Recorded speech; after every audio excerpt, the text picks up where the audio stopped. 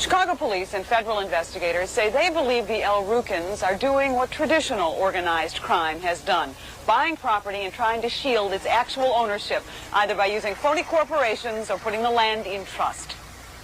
The El Rukn Temple, for instance, is held by a now-defunct corporation called El Pyramid.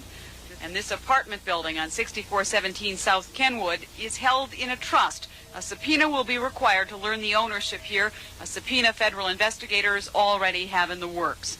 As for Jeff Fort himself, he does not do interviews. But in his defense, Fort's attorney William Swano says he knows of no illegal activities in which Fort or the El Rukns are engaged. He knows of no property that they own. I said, can I get Vice Lord?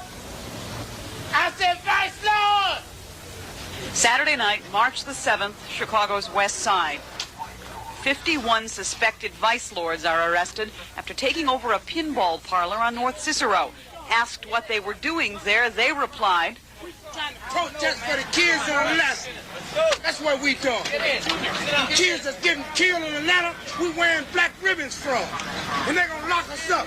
That's what they're going to do.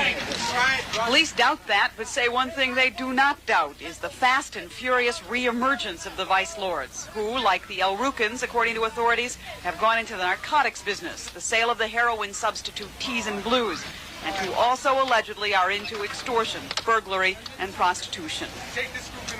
The gang you're referring to didn't exist 7 months ago. The leadership of that started this new gang is coming from people that have been released from the penal institution.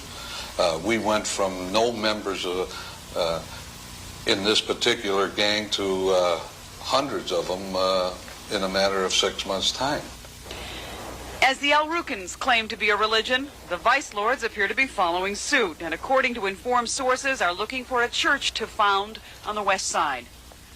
Meanwhile, a third 1960s vintage gang, like the El Rukns and the vice lords, seems to be developing religion.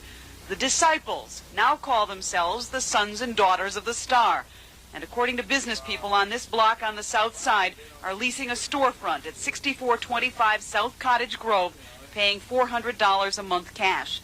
The money, say authorities, comes from the sale of Teas and Blues, the heroin substitute, along with a variety of other crimes that include burglary and extortion.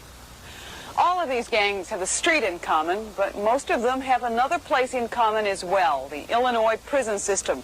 Most of the older members left the street to go behind bars, and they took their gang affiliation with them when they went.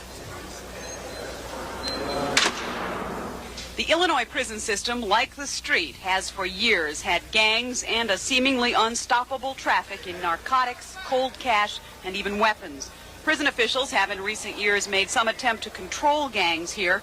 In the fall of 1979, when this 8mm surveillance film was shot, dozens of El Rukns had descended on Stateville Prison, driving limousines, wearing dashikis, and demanding to see some of their religious brethren inside.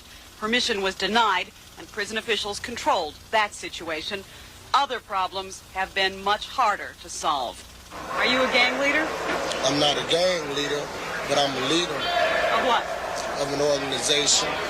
A case in point, Stateville inmate Dirk Acklin, a disciple out of Chicago, one of a number of disciples fighting for control not just of the prison, but of the street, of Cabrini Green, for instance.